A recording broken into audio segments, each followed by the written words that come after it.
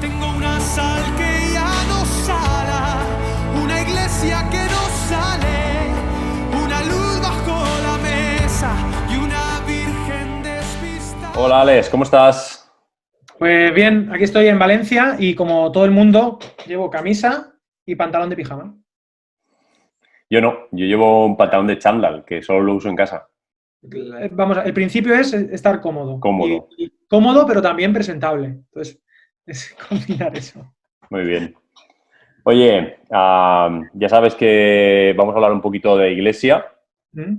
Para la gente que nos va a ver y que no te conoce mucho, básicamente bueno, hemos estado en la misma iglesia muchísimos años. Sí. Actualmente eres el pastor senior, pastor oficial de la iglesia, después de muchos años tu padre siendo el que estaba al frente, y ha sido justo a empezar tú y ha llegado el coronavirus contigo. Pues no sé si son, o sea, sé que han sido, o sea, se ha dado en el tiempo, pero no creo que tengan correlación. No, ¿vale? no es culpa tuya, ¿no? Entonces. Bueno, no lo sé. Pero sí, pero es algo interesante porque, bueno, yo creo que una de las cosas que necesitamos es, pues, esta capacidad de adaptación me parece parte de lo que se requiere de liderazgo del presente y del futuro de la Iglesia. Entonces, bueno, está siendo un máster también para aprender a lo que decía, creo que era Heráclito, ¿no? Que la constante es el cambio. Así que, bueno, una Iglesia que mantenga sus valores, pero que aprenda también a estar adaptada a las circunstancias y a las necesidades que se presentan. Este es el que nunca se bañaba en el mismo río, ¿no? Que siempre era Sí, Heráclito se bañaba, nunca se bañaba en el mismo río. Nunca te bañas en el mismo río. Bueno, pero para que la gente se sitúe, cuando yo salí de la iglesia en Valencia, en 2017, la iglesia funcionaba de una forma, vamos a decir, bastante tradicional, como la mayoría de iglesias. Sí. Uno llegaba el domingo por la mañana, teníamos media horita de cafetería antes del culto. Estaba muy guay porque la gente empezaba a interactuar, hablaban de cómo les iba la semana. Y entonces entrábamos a lo que era el tiempo oficial de la reunión, teníamos alabanza, teníamos predicación y luego había grupos de jóvenes, en ese momento no había grupos de hogar, o sea, no estábamos por pequeños grupos. No. ¿Qué cambios ha habido y qué cambios han sido motivados también por toda esta situación o por adaptación? Bueno, pues antes de esta situación ya hicimos un trabajo de transición para que la Iglesia, la celebración del domingo sigue existiendo, pero creemos que los grupos pequeños, nosotros le llamamos mesas de Jesús, son necesarias para la vida de la Iglesia. Es decir, la importancia de vernos no solamente el cogote, el cuello, sino vernos las caras. Y yo creo que cuando Jesús imaginaba su Iglesia, él imaginaba esto, ¿no? Una mesa alrededor de, o sea, un número de personas donde se pueda hablar, dialogar, compartir y compartir, no solamente digo compartir la palabra, que también, sino compartir la vida, ¿no? Entonces la Iglesia de Valencia, ahora en Alboraya, funciona en grupos pequeños y nosotros tenemos un refrán, un dicho, y es que los domingos decimos el 51% de la vida de esta Iglesia es en las mesas, es en los grupos pequeños. Ya estábamos funcionando en grupos pequeños y esto ha hecho que cuando ha venido el COVID-19, simplemente hemos tenido que, funcionamos el domingo todavía con un mensaje, pero entre semanas sigue funcionando las mesas. Y esto genera una iglesia de proximidad donde las necesidades son detectadas muy rápido, donde además hay mucha gente ejercitando sus dones. Además, es muy participativo, es muy adaptable. O sea, los grupos pequeños pueden adaptarse en realidad los grupos pueden adaptarse a cualquier circunstancia. O sea, una iglesia en grupos pequeños puede ser una iglesia en un estado de bienestar, en una guerra, en una crisis sanitaria, en un lugar de persecución. Es decir, los grupos pequeños son muy adaptables a cualquier circunstancia en la que una iglesia se encuentre. Funcionamos con grupos pequeños. El domingo, de hecho, podemos predicar, pero luego nos dividimos en grupos pequeños. Creemos que la coinonía es parte fundamental de la esencia de lo que es una iglesia, ¿no? Entonces, bueno, los grupos pequeños están funcionando muy, muy bien, muy bien. Y hay muchos más beneficios, pero no quiero tampoco enrollarme, Óscar. Perdona. No, estaba pensando con lo que decías, que es cierto que en el contexto español, por lo menos, el domingo ha sido el gran momento de la vida de la iglesia evangélica. pero es cierto que hay muchos condicionantes que pueden impedir el domingo. Sin embargo, los grupos pequeños, al final, es posible que se acaben convirtiendo en la constante real de la Iglesia, en el tiempo de comunión de la Iglesia, y que el domingo pueda suceder o no pueda suceder. Ahora mismo no está sucediendo, no sucede hace 5 o 6 semanas y no sabemos por cuánto tiempo más no sucederá. E Sí. incluso parece que la gente mayor de edad, que tardarán más en salir y tal, a lo mejor los tenemos 6 meses sin poder reunirse. Desde luego, el concepto de iglesia todos como grupo grandes quizás no es una constante para el futuro.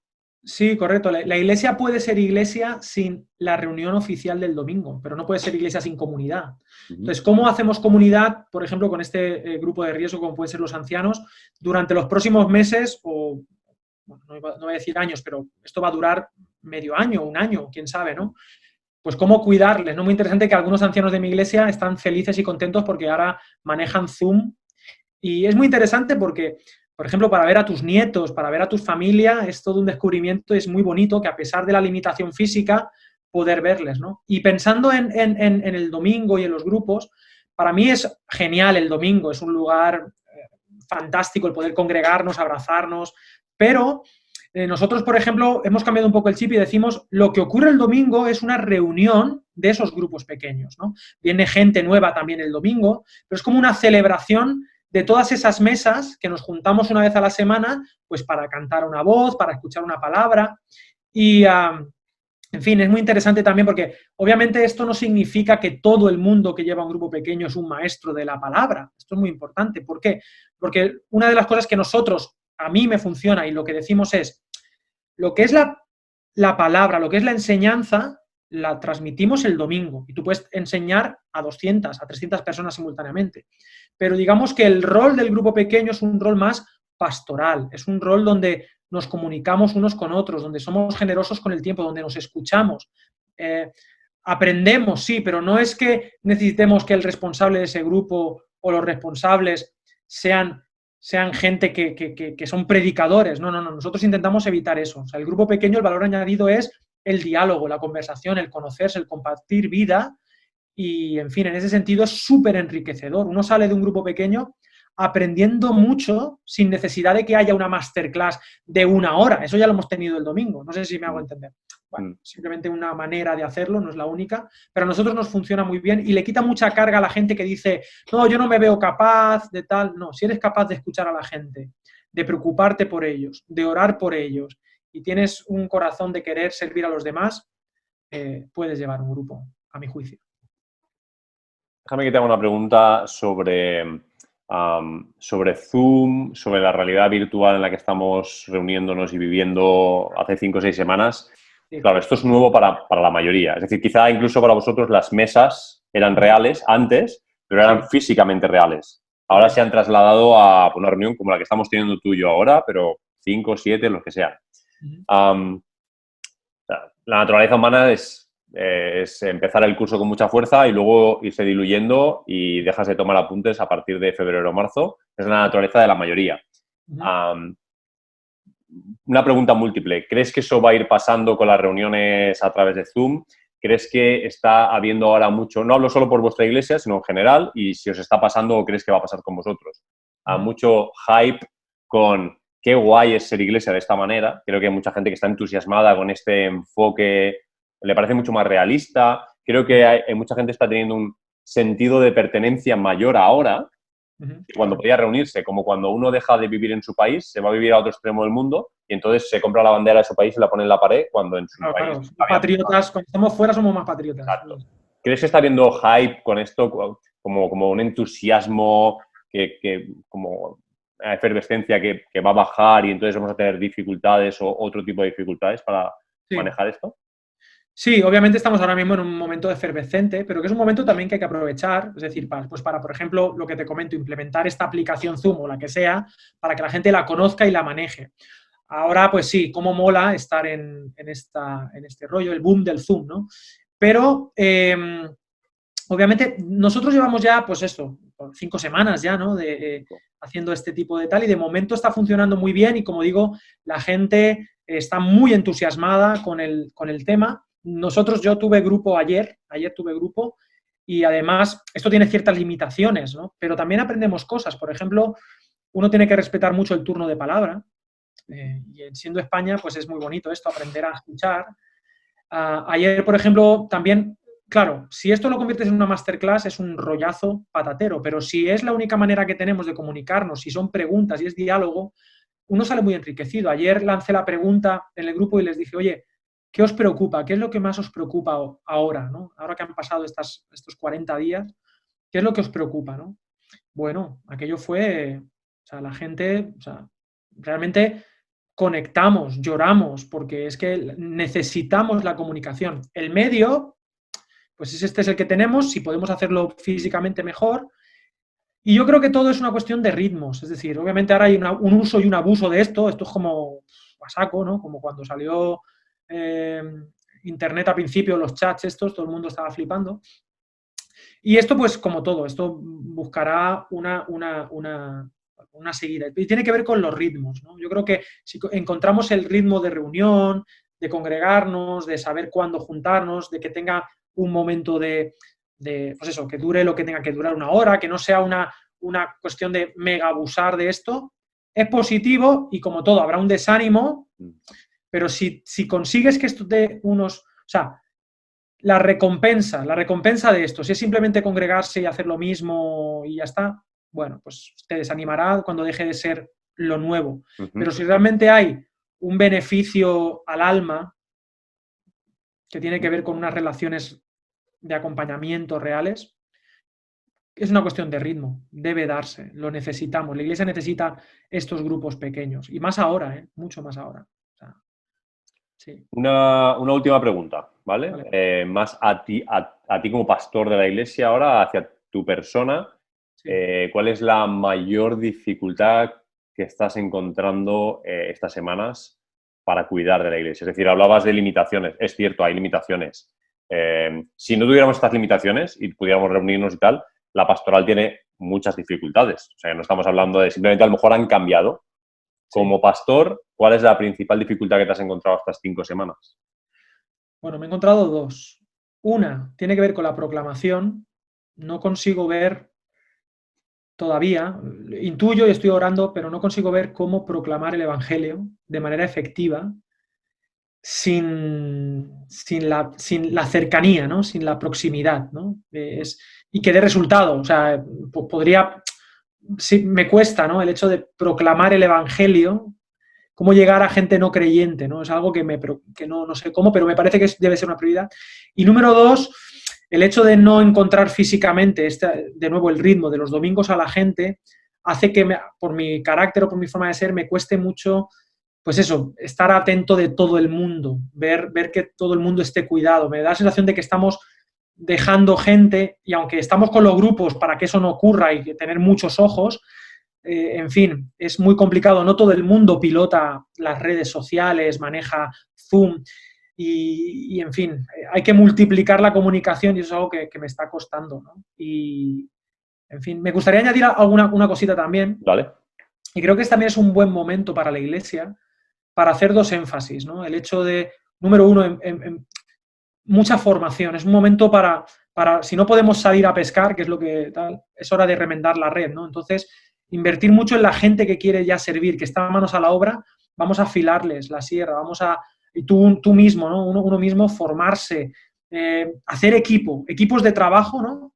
Y luego, número dos, el tema de la compasión como eje central, el hecho de que podamos entender que ahora mismo nuestros locales deben ser centros, si nos lo deja el gobierno, centros de logística, ¿no? Para ayudar a los demás. Me parece fundamental ahora mismo, ¿no? Entonces, bueno, yo estoy intentando quitar estas partes, digamos, más, estas sombras de dificultades, pues como no puedo ahora ver a todo el mundo, voy a formar a mucha gente para que ellos sí puedan hacerlo, ¿no? Entonces, me parece que por ahí estoy intentando subsanar estas dificultades que me estoy encontrando. Perdón por este añadido. No. De hecho, me ha recordado que aunque te he dicho la última pregunta, que otras entrevistas que he hecho estos días he acabado todas con una... No es una pregunta, pero quiero acabar también contigo con esa misma, que es... sí, hablamos mucho estos días de retos, de dificultades, porque queremos aprender, estamos adaptándonos, pero obviamente no todo es dificultades, hay muchas cosas muy buenas. Entonces quería concluir preguntándote en qué estás viendo la mano de Dios en estos días, qué es algo que te ilusiona en mitad de toda esta situación. Pues la mayoría de cosas me ilusionan, fíjate, a pesar del momento tan duro que estamos viviendo, me ilusiona y me entusiasma ver que nos hemos visto forzados a repensar, forzados.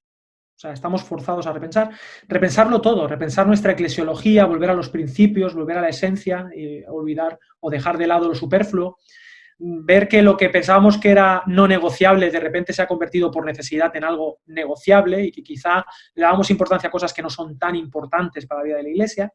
Me entusiasma que estamos en un momento donde la gente está más disponible. Es muy interesante, ahora la gente está disponible. Ayer hice una formación en mi congregación. Nunca en la vida, 60 personas estaban formándose para ser responsables de grupo, ¿no?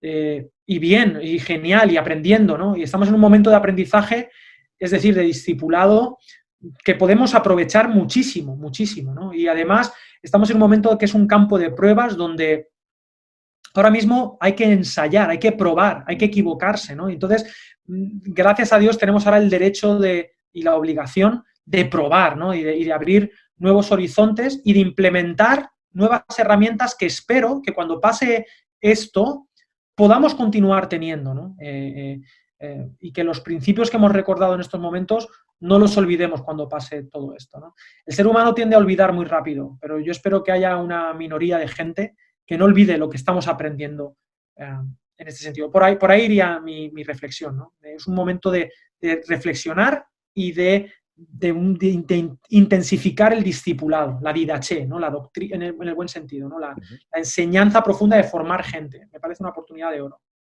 Pues te agradezco que nos compartas tanto los retos como las cosas que te ilusionan. A mí personalmente, bueno, te conozco hace muchos años, sé que eres una persona muy positiva y que encuentras con mucha facilidad los lados positivos, lo que se puede explotar de forma positiva en las cosas, y eso me anima y te agradezco que nos lo compartas.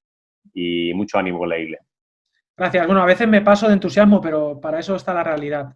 Pero hay que intentarlo. Así que nada, gracias, Óscar. Ya sabes que estamos aquí a la orden. Ya te haré pagar, ¿vale? Para que tú me devuelvas la movida para servir también a la iglesia en Valencia. Vale. Y bueno, ya está. Hasta luego, tío. Un abrazo. Chao. Una iglesia que no sale, una luz bajo la mesa.